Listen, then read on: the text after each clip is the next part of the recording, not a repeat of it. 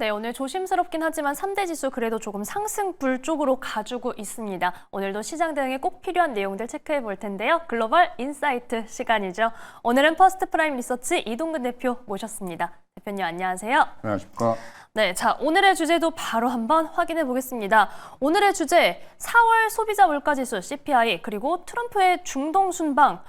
이번 주에 가장 좀 시선이 모아졌던 뉴스 두 가지인데 하나는 영향력이 그닥이었고 하나는 굉장히 좀 쇼킹했습니다. 우선 저희가 소비자 물가지수 얘기부터 해볼 텐데 4년 만에 가장 낮은 수준이다. 이런 뉴스들이 나와도 시장 반응은 별로 없더라고요. 어떻게 보셨어요? 사실 이제 말씀하신 대로 소비자 물가도 그렇고요. 이번 주에 이제 생산자 물가 지표도 나왔고, 네. 그리고 이제 소매 판매도 나왔는데 사실 보면은 그러니까 물가는 지금 분명히 좀 이제 계속해서 하락하고 있음이 확인이 됐고, 그리고 소매 판매는 둔화가 되고 있음이 확인이 됐어요. 근데 시장의 반응은 과거와 같이 뭔가 이런 것들이 나오면 좀 약간 긍정적으로 받아들여야 되는데 아직까지 그렇지 못한 것이 결국은 이런 이번에 4월 소비자 물가 지수 같은 경우에는 관세 영향이 아직까지는 영향을 미치지 못한 그런 맞아요. 네. 어떤 그런 시기의 물가기 때문에 시장에서 좀 조심스러운 거예요, 사실은. 이제 요번에 굉장히 예상치보다 시장의 기대치보다 좀 더 낮게 나왔죠. 2.3% 상승으로 나왔는데 네. 결국 이 물가지수 요번에 좀 뜯어보면은 이게 어떻게 보면은 그동안 좀 약간 물가 영향을 많이 미쳤던 부분들, 예를 들면 계란 가격이라든가 식품 중에서 계란 가격이 전월 대비해서 한 12% 이상 하락을 했고요. 네. 그리고 사실 저는 요번 이제 그 소비자 물가를 보면서 딱 두 가지의 요인 때문에 요번에 소비자 물가가 하락을 했다라고 이제 말씀을 드릴 수가 있을 것 같은데, 첫 번째는 역시 이제 우리가 지금까지 어떤 이러한 관세 때문에 뭔가 재고를 많이 확보해 놓은 거예요. 그렇기 때문에 이제 지금은 이러한 확보해 놓은 재고를 아직까지 팔고 있다는 얘기예요. 그렇기 때문에 아직까지 물가가 본격적으로 오를 네. 수 있는 그런 상황이 아니라는 거죠. 그리고 이제 두 번째는 뭐냐 하면은 결국 지금 물가의 하락은 유가의 하락과 연결이 되어 있다고 말씀드릴 수가 있을 것 같습니다. 그렇죠. 이번 달에도 사실 이제 국제 유가의 하락으로 인해서 휘발유 가격이 계속해서 지금 하락을 하고 있거든요. 결국 어떻게 보면은 CPI에서 굉장히 중요한 위치를 차지하는 유가가 계속해서 하락을 하고 있다라는 부분이 전반적으로 이 물가의 하락으로 연결된 측면이 있다, 이렇게 말씀드릴 수가 있겠고요. 앞서 잠깐 언급드렸지만 사실 시장에서는 4월 CPI가 이런 관세 여파가 아직까지 반영되지 않았기 때문에 적어도 이제 이게 보통 이런 관세라든가 이런 부분들이 물가 지표에 반영되는 건 한 2달 정도의 텀이 나옵니다. 그래서 한 5월 정도부터 이제 본격적으로 시작을 해서 6월 정도 지표에서 아마도 이제는 이런 관세 영향이 나타나지 않겠는가, 이렇게 좀 전망을 하고 있어요. 그렇기 때문에 지금 사실은 아직까지는 앞에서 말씀드린 대로 좀 조심스러운 상황이고, 다만 지금 미국과 중국의 어떤 이제 협의를 통해서 90일간 관세율을 대폭 낮추기로 협의를 했단 말이에요. 그렇기 때문에 사실은 이렇게 되면은 또 이제 물가에 긍정적인 영향을 미치는 것이 아니야라고 또 생각하는 사람들도 있습니다. 근데 하지만 중요한 부분은 역시 기존에 사실은 이제 이 상호 관세라는 부분이 없던 부분이었지 않습니까? 그렇죠. 그런 것들이 생겼기 때문에 어쨌든 간에 그것이 비록 좀 이제 말도 안 되는 수치에서 이제는 어느 정도 좀 많이 낮아졌다고 하더라도 관세에 부과하는 기정사실화가 된 거고, 결국 이런 부분들이 물가에 미치는 영향은 어떤 형태로든 나타날 거예요. 다만 이제 지금 전망치들을 보면은 올해 4분기에 이제 미국 인플레이션 이제 전망치가 기존에 한 4%를 넘어설 것이다라는 그런 전망까지 나왔었는데, 요번에 이제 미중 간의 어떤 관세 협의 이후에는 이것이 한 3% 중반대까지 조금 이제 하락을 했습니다. 그렇기 때문에 사실은 이 부분이 조금은 향후에 계속해서 확인할 필요가 있을 것 같고요. 다만 이제 4월 CPI 발표 이후에도 오히려 연준의 금리 동결이 길어질 것이라는 전망이 더 강화가 됐습니다. 이게 이제 무슨 얘기냐면은 결국 지금 연준의 스탠스가 참 애매해진 게, 제가 계속해서 지난주에도 말씀을 드렸고 했지만은 이제 이렇게 되면은 적어도 데이터를 이런 어떤 그 관세가 물가에 미치는 그런 부분들을 확인하기 위해서는 한두 달을 봐서는 안 되고 조금 더 길게 봐야 되는 상황이 발생할 수가 있다라는 거예요. 그래서 지금 페드워치나 이런 그 지금 전망치를 보면은 네. 6월 동결은 뭐 이제 90%를 넘어섰고요. 그쵸. 그리고 이제 7월에도 동결할 확률이 60%를 넘어섰어요. 사실 이런 걸 보면은 이러면 이제 상반기에 물가이나 금리나 못하는 것뿐만이 아니라 하반기에도 이제는 7월에도 쉽지 않다. 그러니까 그 이후가 9월이 될 것이다. 뭐 이런 얘기들이 지금 나오고 있고요. 그러니까 빨라도 9월은 되어야지만이 금리가 인하될 것으로 예상이 된다라는 부분이고요. 네. 그러니까 연준이 이러한 그 물가의 어떤 그런 그 경로를 확인하기 위해서는 시간이 많이 걸릴 가능성이 높아지고 있다는 분석이 나오고 있는 거고, 그리고 이제 결국 지금 지난주에도 제가 강조해 드렸습니다마는 연준은 결국 관세 여파로 인해서 물가가 상승할 수 있는 위험, 이게 금리 인상 요인이지 않습니까? 이거는. 그리고 경기가 둔화할 수 있는 그런 우려, 그러니까 두 가지, 그러니까 이거를 동시에 커지고 있기 때문에 파월 의장이 어젯밤에도 그런 얘기를 했지 않습니까? 계속해서 지금 파월 의장은 굉장히 신중해요.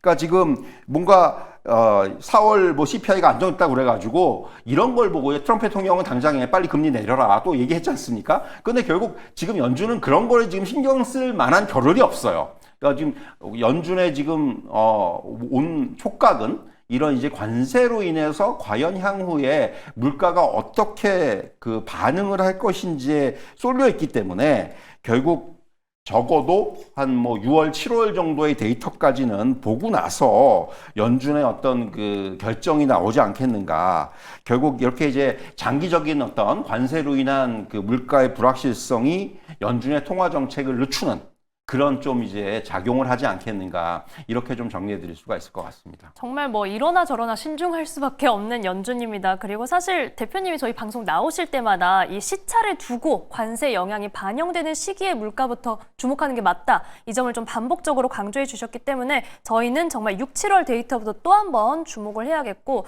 또 한편으로는 듣다 보니까 재고가 소진되면 이 가격 인상이 본격화될 수 있겠다. 좀 이런 생각이 들기도 합니다. 자, 저희가 앞으로 하반기 데이터도 잘 주목을 해야겠고, 이번엔 중동 이야기로 넘어와 볼게요. 트럼프 대통령이 중동 순방하면서 사우디아라비아에서 정말 대규모 투자, 에너지 이런 협력에 합의를 했습니다. 시장에서는 어쨌든 환호를 했는데 여기에 의미는 어떻게 보세요? 사실 이제 중동 순방하기 이전에 사전 정지 작업을 했죠. 이게 바이든 전 대통령이 도입을 했던 AI 반도체 수출 규제를 이제 폐지를 했습니다. 사실 이게 왜 중요하냐면은 그 AI 반도체 수출 규제가 세 그룹으로 나눠져 있었어요. 우리나라나 일본 같은 이제 동맹국들한테는 제한이 없었고, 뭐 사우디를 비롯해 중동 국가들은 중간에 속해 있었습니다. 중간 그룹에는 일정 그 물량 이상의 이 AI 반도체 수출을 못하는 이제 그런 그 어떤 리밋이 걸려 있었던 거고요. 그리고 이제 뭐 이란을 비롯해서 뭐 북한이라든가 뭐 중국이라든가 이런 그 세 번째 그룹은 아예 이제 AI 반도체 수출이 이제 굉장히 제한이 돼 있는 이런 이제 세 가지 그룹으로 나왔었는데, 사실 중동이 이게 불만이었어요. 왜 우리가 두 번째 그룹이냐? 우리한테 AI 반도체 많이 줘라. 이제 그런 게 불만이었는데 결국 트럼프 대통령이 중동 가기 전에 이걸 이제 폐지를 했습니다. 무슨 얘기냐면 결국은 자 이제 중동한테 우리가 폐지했으니까 너네 이제 얼마나 수입할래 이거거든요, 결국은. 그런데 결국은 이게 이제 요번에 그 사우디, 카타르, 아랍에미리트에 갔는데 결국 서로 간에 무슨 경쟁이라도 하듯이 사우디 8천억 달러, 뭐 이라크 카타르 1조 2천억 달러, 네. 또 아랍에미레이트 10년 동안 1조 4천억 달러. 이게 이제 투자를 하고 뭐 이제 경제 협력을 하고 이런 규모입니다. 근데 물론 여기에는 상당히 좀 이 어떤 그 집계 오류라는 표현을 쓰고 싶은데, 기존에 이제 이전부터 투자하기로 했던 부분이라든가 이런 것들이 다 포함된 사실 수치예요, 이게. 네. 그렇기 때문에 사실 이게 약간의 어떻게 트럼프 대통령 입장에서는 본인의 좀 약간 공로, 치적을 갖다가 내세우기 위해서 약간 이 숫자들을 갖다가 좀 의도적으로 좀 이제 크게 좀 부풀린 측면도 분명히 있겠고요. 물론 중요한 부분은 이제 두 가지라고 생각을 해요. 첫 번째는 어쨌든 간에 이런 그 중동 국가들에게 뭔가 이제 경제 협력이라든가 투자 유치라든가 이런 거를 대규모로 받아냈다라는 부분. 이게 전방위적이죠. 방산이라든가 AI라든가 또 이제 그리고 뭐 에너지라든가 이런 분야에 전방위적으로 쳤기 때문에 이것 때문에 사실 최근에 엔비디아 같은 엔비디아가 많이 올랐잖아요. 그쵸. 뭐 사우디에다 뭐 18,000개 칩을 수출을 한다 뭐 이런 것들 때문에 사실 많이 오른 거거든요. 그게 사실은 굉장히 이 부분 좀 이런 그 투자 유치라든가 이런 부분들이 첫 번째 이제 어떤 의의라고 할 수가 있겠고, 전 두 번째 의의가 굉장히 중요하다고 생각을 하는데, 사실은 이렇게 이제 뭐 사우디나 카타르나 아랍에미리트, 미국하고 이제 관계가 좋았던 국가들이니까 네. 요번에 흥미로운 것이 시리아 대통령을 만났단 말이죠. 그러면서 시리아에 대한 경제 제재를 해제를 해버렸어요. 시리아 대통령은 사실 트럼프 대통령의 입장에서는 테러리스트예요.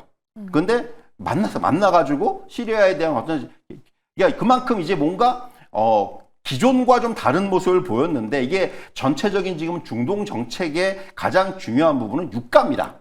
그리고 나서 오펙은 계속해서 이제 말씀하셨다시피 감산 안 한다, 이런 걸 또 발표를 했고요. 무슨 얘기냐면은 지금 트럼프 대통령이 인플레이션을 잡는 데 있어서 가장 첫 번째 무기는 유가를 낮추는 거예요. 그러니까 결국 계속해서 지금 파우르 장한테도 압력을 넣는 것이, 그러니까 결국은 내가 물가를 잡겠다, 그러니까 빨리 금리 내려라, 이거거든요. 근데 그 물가를 잡겠다라는 첫 번째 무기가 말씀드린 대로 유가입니다. 근데 결국 이거는 중동 국가들의 협력이 필요해요.